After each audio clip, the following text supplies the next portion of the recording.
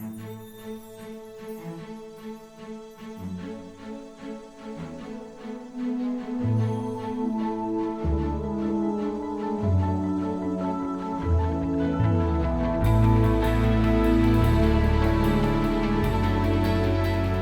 want to acknowledge our university and community sponsors, the University of Iowa's international programs and the University of Iowa's honors program. They contribute vital time, talent, and logistics to our organization. I also thank the Stanley U of I Foundation Support Organization for their financial support.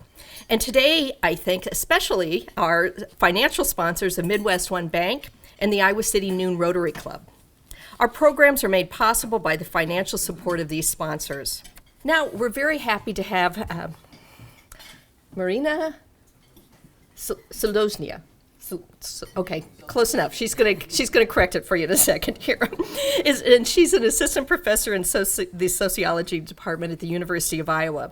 Her research interests focus on organizational and economic crime, non-democratic governance, and comparative historical research methods. Marina's book, The Politics of Bureaucratic Corruption in Eastern Europe, explores the impact that hybrid political regimes of Ukraine and Belarus have on informal economies of local universities. Bill Reisinger is a professor in the political science department at the University of Iowa. His research concerns authoritarianism and democracy in former communist states, especially Russia. His most recent book is The Regional Roots of Russia's Political Regime, co-authored by Bryon Moraski, published by the University of Michigan Press, that will appear later this year. And congratulations on that, Bill. So please join me in welcoming Marina and Bill. Thank you.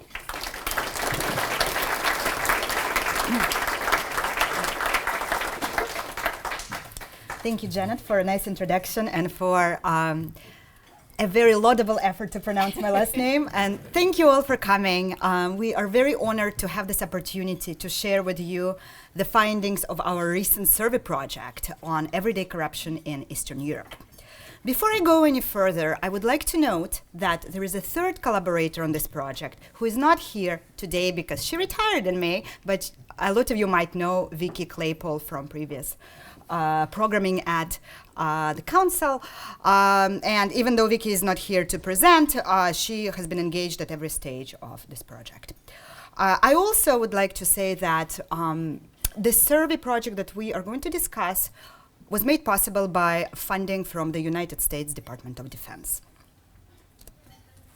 So, the part of the project that we will discuss today focuses on two Eastern European countries, Russia and Ukraine.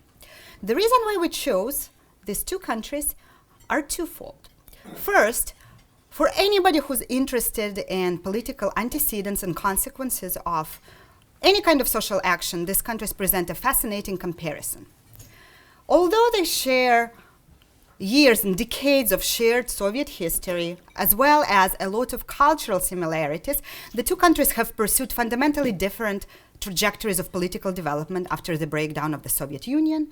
Russia has become an increasingly strict authoritarian society under the governance of the President Vladimir Putin, while Ukraine has experienced a number of pro-democratic uprisings and is generally categorized by political analysts as a new democracy. Secondly, these two countries are fascinating for our purposes because they are both ranked as highly corrupt by Transparency International, which is an international watchdog organization on corruption. The focus of our project specifically is on everyday corruption, which we distinguish from grand, large-scale, or political corruption. Such corruption entails exchanges between ordinary people, like yourselves and ourselves, as well as employees in service provision organizations. So, we are interested in looking at exchanges in which people pay bribes, offer favors, or small gifts to essentially everyday street-level bureaucrats in their encounters to obtain basic services in hospitals, schools, police offices, courts, tax administrations, and other bureaucracies.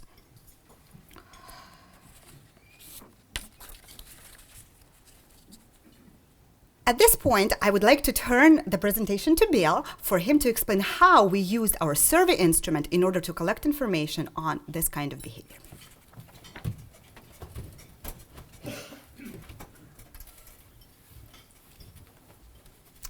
Thank you, Marina. So we did tackle these issues by using data that are gathered through national representative surveys conducted in each of the two countries. These involved face-to-face interviews in people's homes.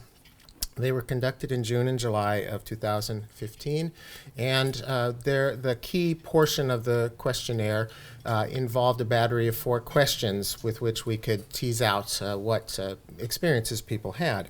So the first thing we did, that our interviewers did with the respondents in his or her home, was to present them with a list of 12 service provision agencies, 12 bureaucratic sectors, that you'll see examples of in a little bit, and to allow them to look at this card and hold it as they were answering the subsequent questions. We then asked, essentially, please tell me which of these agencies, which of these types of agencies you had an encounter with in the past year. Right? So did you or did you not have to go to this or that bureaucratic officer? For each of those that you mentioned, and the follow-up question, the second question was, were you satisfied? How satisfied with the encounter were you? So we got a sense of their reaction to dealing with that bureaucrat. The third question, essentially not in these words, but came down to, did you get a request from the official for some sort of bribe, gift, or favor in order to receive the service that you went there for? And the fourth one was, so did you provide a bribe, gift, or favor as a result of that? Now, what this battery of questions allowed us to find out was interactions with a whole range of bureaucratic sectors and which ones were being used most and less, et cetera, but also how many times in the course of going about your everyday business over the preceding year were you hit up or extorted for some sort of corrupt incentive? And it's quite possible, given the way we ask the questions, to find out that people were asked but did not give a bribe, or that they gave a bribe without being asked, for example. So those are the kind of patterns that we came up with. And I should say, before showing the results, that we took that information and put it together into a single measure that tried to tap into what we call corruption engagement, the overall degree to which they were involved in corruption over the preceding year. And that, for most people, was a score of 0. That is, they neither were asked for a bribe nor gave one during the preceding year. But for people who had encounters that involved corruption, it could go up to 19 in the case of Russia and 17 in Ukraine. That is, multiple bureaucracies that they dealt with and that involved some sort of corruption. So I now want to show on this chart the scores, the average scores for the two countries. On the left 2 bars, they are the averages for the two countries on that measure. Okay, it's a measure that runs from 0 to either 19 or 17. And as you see, the bar for Ukraine in blue is higher than in Russia. So there's more corruption engagement in the preceding year in Ukraine than in Russia. Okay, that's also shown by the 2 bars on the right, which simply indicate how many of our respondents had any encounter with corruption at all in the preceding year. Okay, so 20% for Russia, 27% for Ukraine. Now, that's far from every citizen of those countries. Okay, it's not the case that dealing with everyday corruption is something that every Russian or every Ukrainian does all the time. Right. On the other hand, those are not trivial numbers. So 1/5 roughly of Russians and over 1/4 of Ukrainians. Now, I know some of you will be asking yourselves, how accurately or how honestly were people willing to talk about corruption to our interviewers? Bribing an official, after all, is illegal, and it just might be something that they would refuse to talk about. And knowing that, we included a what's called a survey experiment in our questionnaire. And what this involved was assigning people to one of 2 different groups randomly. And the first group received a question in which they were read 4 statements, all fully acceptable ones. I know who heads the central bank. I watch TV every day. I own a cell phone. Pensions are high. And they were then asked to tell the interviewer how many of those statements they agreed with. Just a number, not which statements, but how many. The second group, again assigned randomly to this group, received a list with the same 4 statements plus one more. Over the last year, I gave or accepted a bribe. And because people were put randomly into the 2 groups, we could estimate the proportion of each country's population that had in fact given or received a bribe and compare that to the answers that we got on our corruption engagement questions. Fortunately, in both countries, it turned out the proportion we calculated was remarkably close to the 20% and 27% figures on the chart. Okay, so we got some confirmation that we were getting relatively honest answers to these questions about different bureaucracies and whether and to what extent corruption was involved. Now, so who gets involved in corruption? Who had experiences that involved corruption over the preceding year? So one of the things we find, for example, is that corruption is more prevalent in cities rather than in rural areas, that it's more commonly associated with people in their 30s, 40s, and 50s rather than people who are either young adults or at retirement age. And it's more commonly associated with men rather than women. And as you can see, this chart simply compares the average for men and women against the country average for both Russia and Ukraine. And in both cases, the right-hand column is taller. This is a much sharper difference in Russia, the group of bars on the left, and statistically significant difference between the 0.89 for men and the 0.65 for women. It's pretty close in Ukraine, although men were more engaged, women had higher levels, and all 3 averages in Ukraine are higher than for Russia. We also found that the more educated a person was, the more likely he or she was to be engaged in corruption over the preceding year. I assume you recognize the Ukrainian and Russian leaders there, and you see that it rises monotonically with education level, and is true in both countries. Now, one of the things that occurred to us is that people with higher levels of education also have higher income. So we wanted to check whether maybe this education pattern that we found was simply a matter of income. We did ask a question about people's monthly salaries, but as is true in most countries, we got fewer answers than we liked to that, and many people declined to provide their salary level. So we had an additional question, and the question asked people to pick a statement from a list that we read of what applied to their family's finances. So what I've done in this chart is group the corruption engagement averages by level of family finances. The gray bar on the left in each grouping indicates people who said the following was true about their family finances. We do not have enough money even for food. The light blue bar, second from the left, are those people who agreed with the statement, we have enough money for food, but buying clothes is difficult. The red bar indicates people who chose, we have enough money for food and clothing, and we can save some amount, but it's not enough to buy expensive things such as a TV or a refrigerator. The green bar is, we can afford to buy some expensive things. And the blue bar, we can afford to buy anything we want. Okay, so you have then the average response, the average amount of corruption engagement over the preceding year for people in different income categories, and ranging from those who are very destitute to what you could consider the blue bar on the right in the case of Russia to be the 1%ers. Okay? Now it's interesting, the patterns are different in Russia and Ukraine. In Russia, the most the income group that is most engaged in corruption are the very rich. Right? The middle income groups are lower, and then there's a slight bump up for those who are very poor. Right? So it's sort of a J shape to that on the left.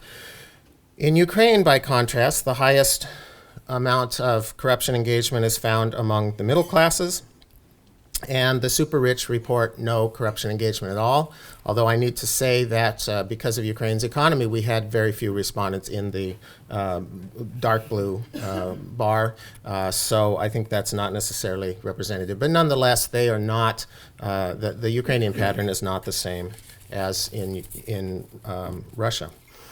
Okay, so the next question I want to turn to is, what bureaucratic sectors are involved? Okay, what agencies, what type of organizations tend to involve corruption. Okay, so this chart shows for each of the 12 bureaucratic sectors that we had shown our respondents on the card, it shows how many of the encounters that people had with bureaucrats from those sectors resulted in the official asking for some sort of bribe or other incentive. Okay.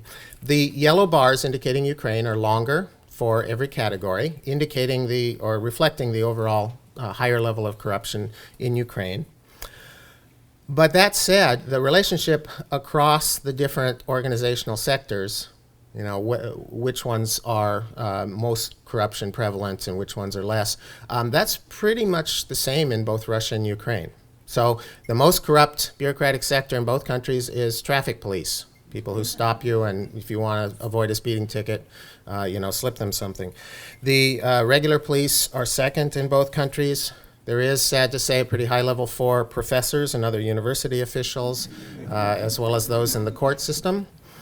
So your deist today does not get off scot-free. All right, so that reflects the kind of variety we see across organizational sectors. The next chart is the data on, for people who were asked, how many ended up giving. It's the ratio of people who gave a bribe or gift or favor to the times that they were asked. In other words, a bar that goes to the left on this chart means that fewer people gave the bribe than were hit up for it. If you can't see a bar in a place where there should be, that means the two were equal. Every extortion request resulted in a bribe. If a bar goes to the right, that means more people paid the bribe than were asked for one. Okay, and the two categories that meet that last criterion are teachers and hospital workers, which I think in part reflects the fact that those are underpaid and overworked people there, as in many other places. And you can see that if you look at this, unlike the previous slide, the relationship among the sectors is not the same in the two countries.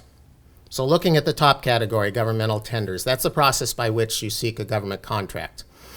So you go through a tender process. In Ukraine, the yellow bar, only about 25% of the people who received a request for a bribe actually paid it.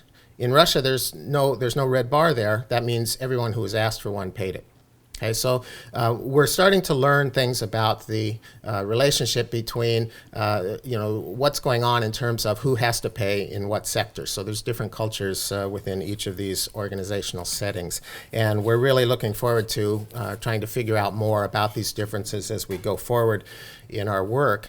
I also want to say that these kind of data patterns that we're showing you are of interest for just describing the situation there, the social setting and other things, but we also are finding that they have political consequences, that they matter for the country's politics, and they matter because engagement in corruption changes how people think about their country's leaders and their political system. So let me mention just two political consequences that we have been finding in our data analysis. The first is that people who have experiences involving corruption over the preceding year have much higher estimates of how corrupt their political leaders are. So it raises the perception of corruption among the political leaders, and that causes these people who've been engaged in corruption to think worse of their political system as a whole.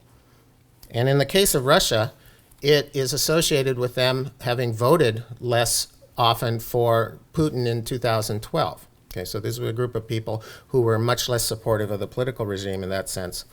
And it raises dissatisfaction with the encounter. If you go to have something done with a bureaucrat and corruption gets dragged in, then you actually are less happy with the outcome of the bureaucratic encounter.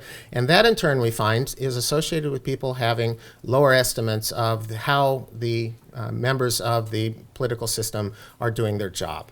Okay, and that's a very telling indicator as well. Okay, so with that, I'll turn the podium back to Marina. Thanks, Bill. In addition to exploring the consequences of corruption, we also used our data to look at the reasons why people would participate in this kind of illegal exchanges. To construct our hypothesis about potential reasons for corruption, to figure out what differentiates people who do and who do not engage in this type of behavior, we relied on traditional criminological theories. One of the classic determinants of illegal behavior in criminological theory is people's beliefs and ideas about acceptability of corruption. The theory goes that people who hold crime favorable, or definitions, or essentially crime favorable ways of thinking, are more likely to break the law. How might people justify corruption? The quote that you see on the slide is lifted from my ethnographic work on the region. It belongs to a 39-year-old Belarusian businessman. When I asked him if he would consider offering a small sum of money or a present to an official, he said, "Of course I would. I don't really do it often, but it is not because I think there is anything particularly wrong with it.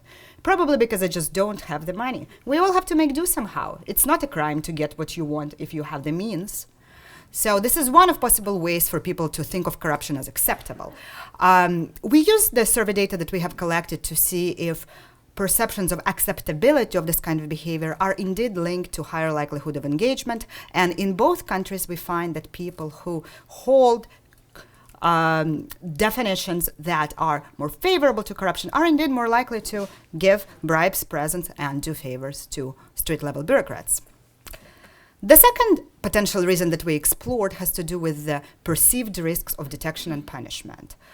A lot of criminological theories suggest that people are less likely to break the law if they think that they are more likely to be caught and more likely to be punished for their behavior. This is quite intuitive.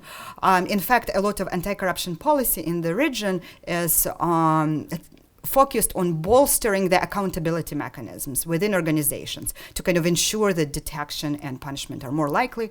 The quote that you see on the slide is taken from an interview with a Belarusian student, university student, who talks about his professors being scared, and this is his explanation for why they actually do not take bribes.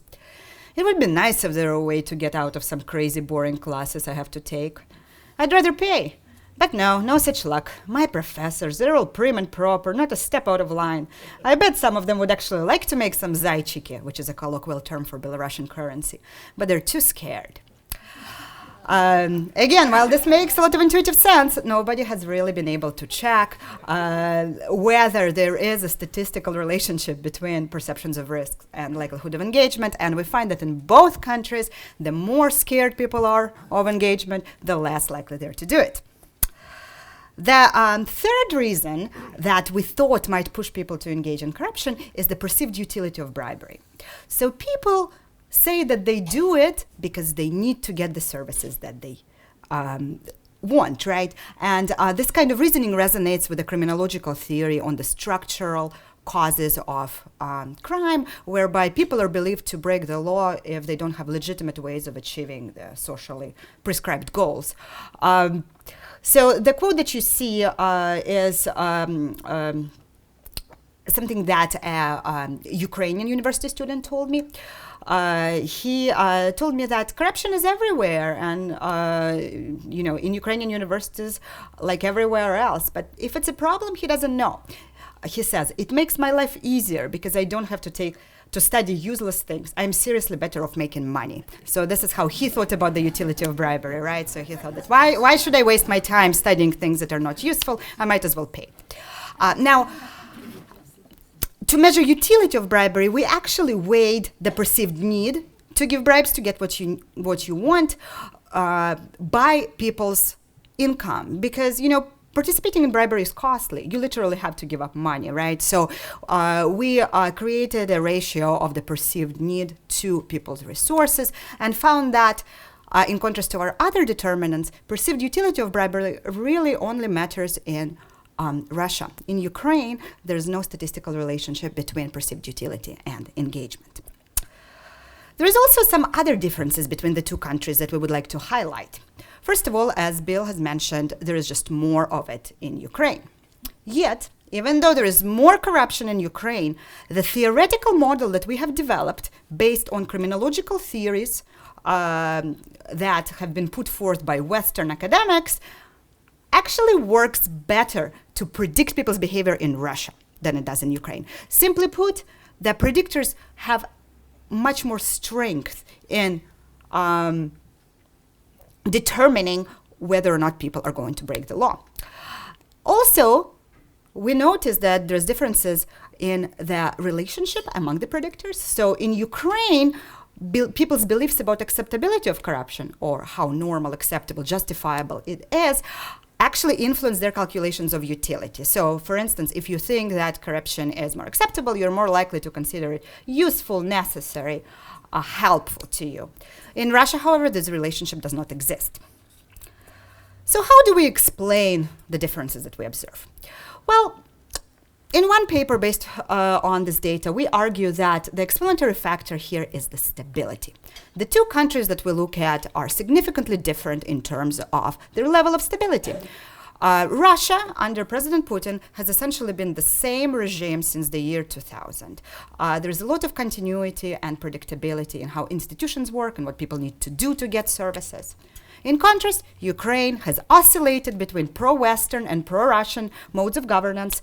In fact, every single presidential election, except for one, brought in a new administration into office in Ukraine that has fundamentally reversed the previous political course of the predecessors.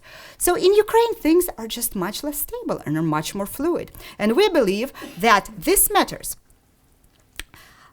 I'm going to go back. This matters because instability itself has criminogenic effects. We argue that in addition to kind of affecting the general predictors of this behavior, instability pushes people to break the law. When people exist in conditions of uncertainty, they're just much more likely to not behave according to rules. Secondly, we argue that a lot of the theories that have been developed in the West, criminological theories that we rely on, are really based on a stable context. They assume the stability because they're based on the data that were collected in, United States, Western Europe. They simply do not work quite as well in contexts like Ukraine that are much more fluid. And finally, we argue that beliefs or culture matters much more in unstable environments. Why? Because when there is stability, people don't need to rely on their beliefs to have their costs and benefits calculated. Rather, they know. They know from previous experiences. They know from factual, verifiable information. In Ukraine, however, things are unclear, and therefore people are much more likely to invoke their cultural beliefs. Let me conclude. I think that our findings have important implications.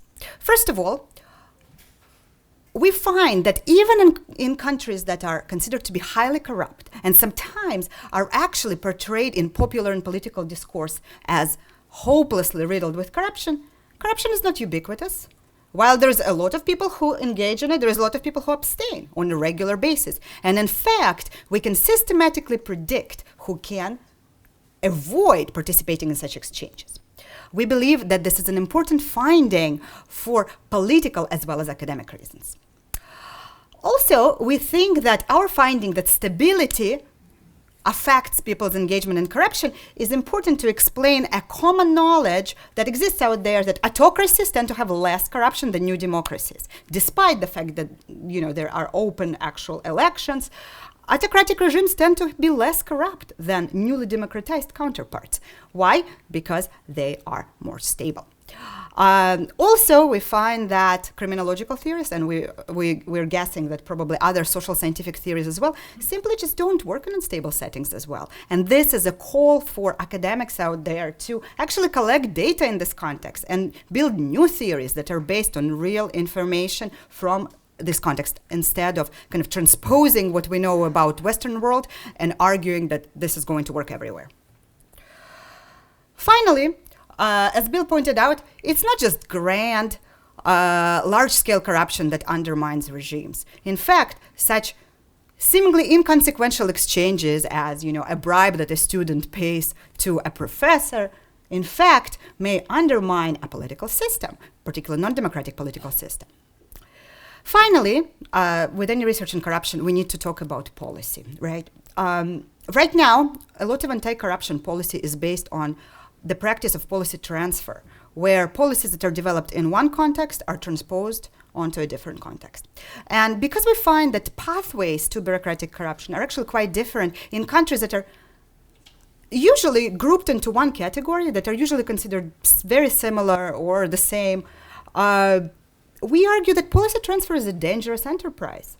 What works in one place might not work in another, because the reasons why people engage in these practices in two different places might be different. With this, I'm going to conclude, and thank you for your attention. How did you actually conduct the interviews in people's homes? Like, did you hire local people to do it? Was it people from the United States? I'm just curious about the actual process of the conducting the interviews. Thank you, Janet. Yes, we worked with local partners. So in each of the three countries, we hired local research firms who actually have experience doing this kind of stuff. Each research firm, and I say three countries because in the project we actually also conducted data collection in Georgia as well. In each of these countries, the survey interviews were conducted by a set of well-trained interviewees that were hired by the actual research in the firm in the country, and they knew the locations well. They knew the cultural, I suppose, peculiarities of the context, and they were able to figure out ways to talk to people about the stuff more comfortably, I think, than if we were to do this ourselves. Thank you. Are attitudes justifying corruption comparable to attitudes justifying tax evasion in the United States?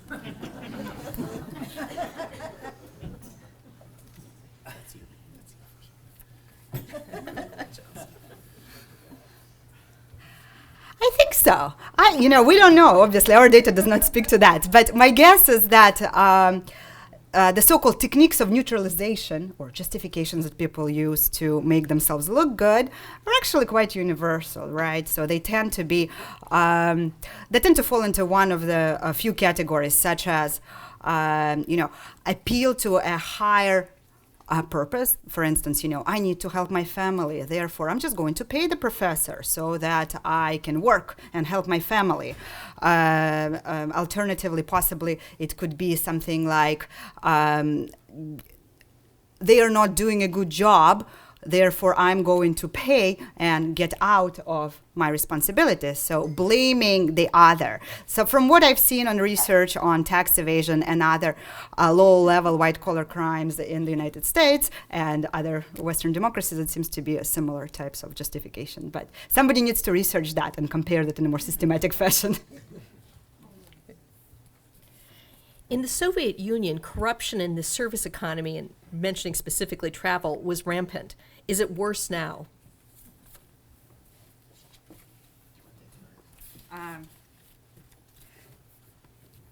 I promise this is my last answer. After that, I'm gonna leave. Is this worse now? Well, it's very difficult to say, right? Because part of the reason this project is really cool is because it's unprecedented. We generally just don't have systematic information on this kind of practices. They're hidden, they're stigmatized, they're difficult to collect data on. So there is no certain answer. However, we do know that under-the-table exchanges in bureaucracies were quite common in the Soviet Union. They were different, however. So one thing that did change, even if not their prevalence, is their dynamics. In the Soviet Union, the exchanges that were most prevalent were so-called blood exchanges. These were exchanges that were based on delayed reciprocity. So basically, instead of immediate monetary exchange, like small-scale bribery these days, they used to be based on in-kind exchanges. And the exchanges were more spread out over time. So for instance, if I worked in a shoe factory and you needed shoes, you come to me and I help you out now, but you work, let's say, in a factory that makes plates, and I don't need you to repay me with plates right now, therefore I'm going to wait until the time that a need arises for me to have plates, and I'm going to come to you then. Because the mode of exchange was different, right? It was not money, it was actually in-kind products and services. meaningful exchanges necessitated this temporal separation and the maintenance of a relationship between the receiver and the giver. These days, however, the only scarce resource in Eastern Europe is money. So because of the immediate fungibility of money, clearly there is no need to maintain these relationships over time. Well, this may be another question for you, but could you say more about the reliance on culture in cases where the countries are less stable?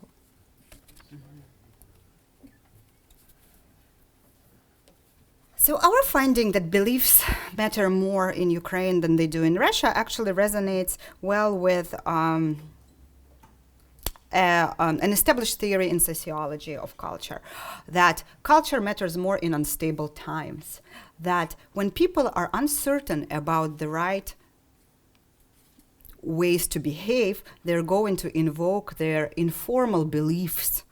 So this is essentially what we're seeing. We're seeing that Ukrainians have a hard time calculating the utility of bribery. They just don't know, because one day bureaucracy works one way, a different day things change, and they have a hard time drawing conclusions based on their past experiences. Therefore, they draw conclusions based on their beliefs. Where do they take their beliefs from? From informal interactions with others, mainly. Mainly, it's from talking in hallways, gossip, hearsay, informal observations. That kind of information becomes the source for the rational calculus about the costs and benefits of rule breaking. This is a little like a previous question, but can you cross-compare corruption in the USA? For example, pay-to-play, political contributions, inspectors of new houses, traffic tickets, gifts, trips, etc.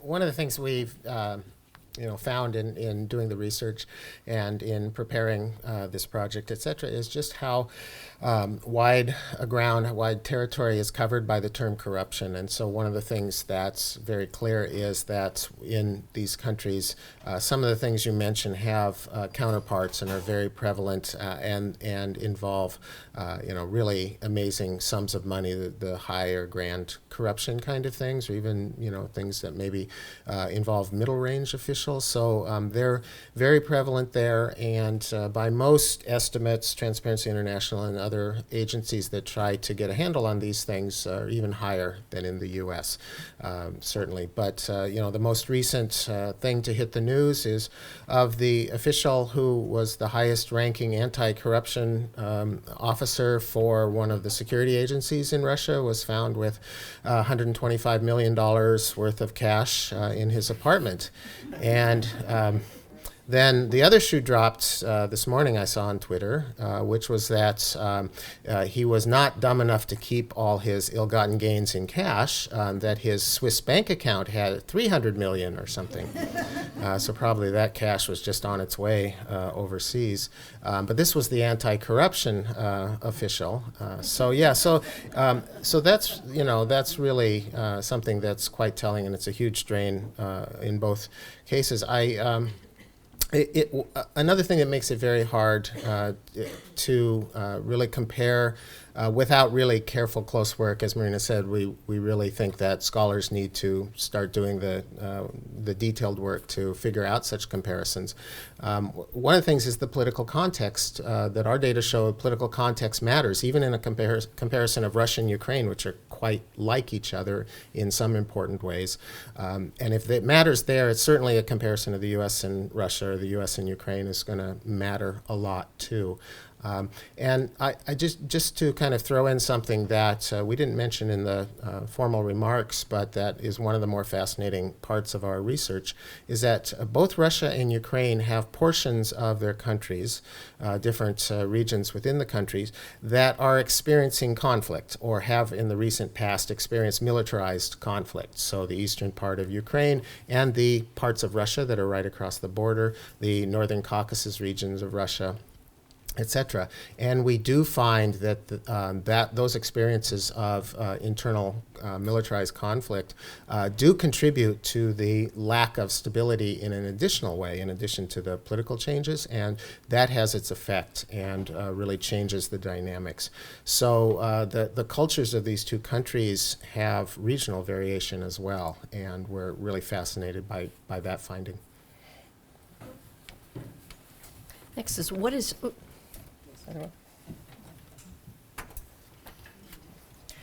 what are your next research plans, and when can we expect to have you back to tell us about them?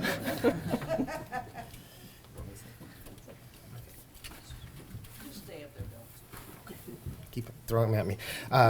So one of the things that Marina and I have talked about is that we really would love to build on this, and we're hoping to incorporate another case, one that is not part of that same sphere of East European post-communist countries. And it did occur to us that my department has an expert in China, which would make a great comparison case. And so a few weeks ago, you heard my colleague Wenfeng Tong talk about Chinese public opinion. So we're hoping we can go that way. And how long it'll be will depend on whether we can get funding and bring it about. But I think the comparisons of East Asia and East Europe would be really fascinating. So I can at least say that has occurred to us, and we're crossing our fingers. And we're hoping you don't have to have any bribes to be able to get the funding or approval or anything for that, too. Next, what do you think the Pentagon or Department of Defense, your funder, will do with this information?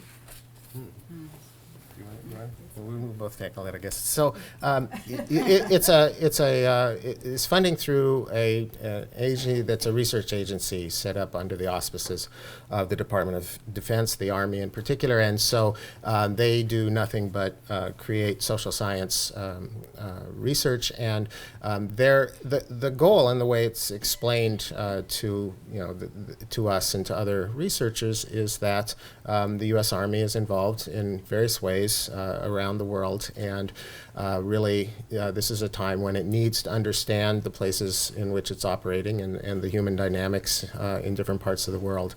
And so this has value abstractly to them, so they encourage us to publish our research in scholarly outlets, to give our results at conferences, to share our findings with other scholars, and to do the normal kind of academic things. There's no classified end of this at all. So it's really put out into the broader community, but in the course of doing that becomes available to the military as well for their knowledge and just better appreciation of things. Did you want to add anything? I'll just add that the only thing that I think we were encouraged to do that maybe a different kind of funder would not was to create policy briefs.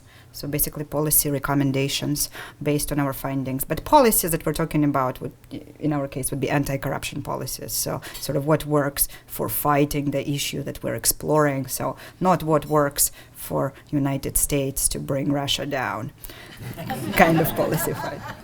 Yeah. The correlation between instability and corruption is clear. Is there a correlation between repressive government and corruption?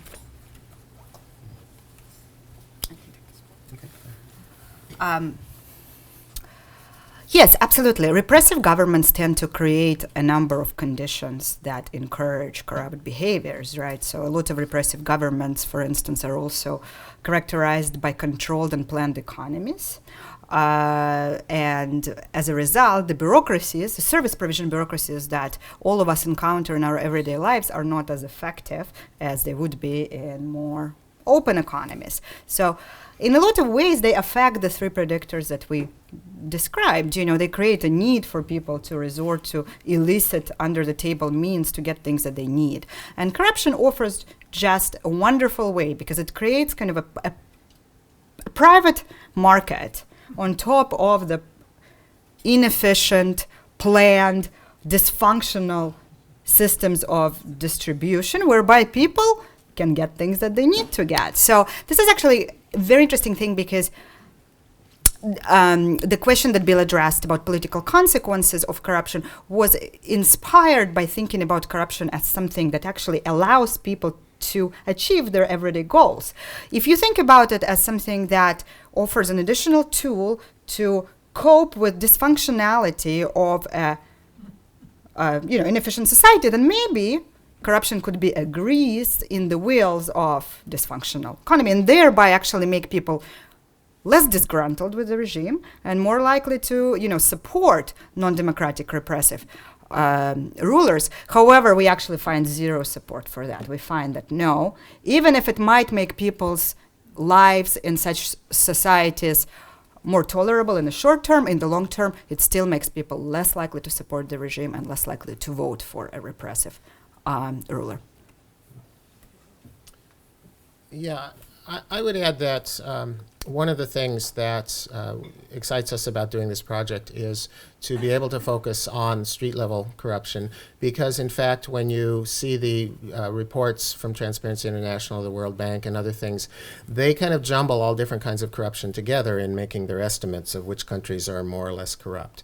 Now, when they do create these kind of jumbled together measures of corruption in different countries, what they find is that authoritarian regimes can be low corruption or high corruption, that democracies can be very low corruption, but only if they are relatively stable, and democratic democracies, not just ones in which there may be elections, but not a lot of the other trappings. Yeah, mature democracies, right? And that indicates that certain kinds of rule of law and other institutions are necessary as well.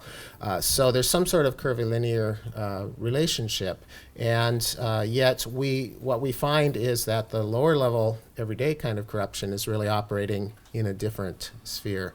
And so we think that going forward, breaking these apart and treating them separately is going to be very important. I will say also that there is, in the countries that we have gathered data on, there is one in which everyday street-level corruption was lowered dramatically in the early years of this century, and that's Georgia, the Republic of Georgia. And so we're kind of fascinated to try to figure out what was driving that. Was it something that is connected with democratic politics? Was it something much more cultural? Did it have to do with specific organizations, et cetera? They seem to, by the accounts of their people, have lowered dramatically the corruption among traffic police, for example. So there's something going on there. It can be done, but no doubt we're going to find that there are very context-specific reasons for that.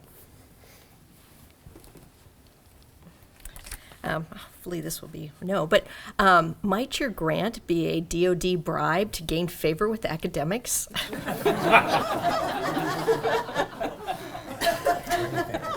They don't give us any additional summer salary, so probably not. If it is, it's ineffective. Okay. Next, I think somebody's interested in following up. Are your findings published in written form, and where? We have several things out for review, and we have one publication that is accepted and will appear in electronic form in kind of a preliminary publication form, but available on the internet later this month, I believe, or early next month. It's coming out from a journal called Post-Soviet Affairs, and which is a well-regarded academic journal, and it focuses primarily on our data from Russia, but you'll see some charts very similar to the ones I've shown here today. So if you're interested, you can find that on the web, and they will periodically post to the website articles that have been prepared and typeset, etc. And so ours will be there within a few weeks. Okay. Thank you. We now conclude our program. And on behalf of the Iowa City Foreign Relations Council, please join me in giving a big thank you to Marina Zaloznaya, so close enough, and Bill Reisinger.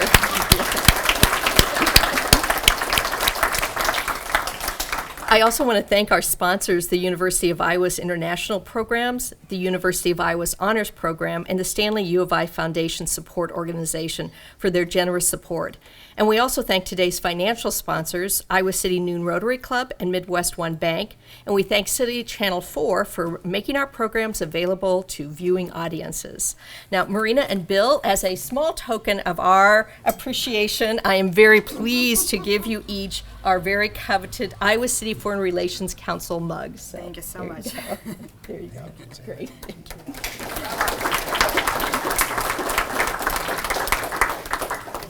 And thank you again for joining us, and we are adjourned.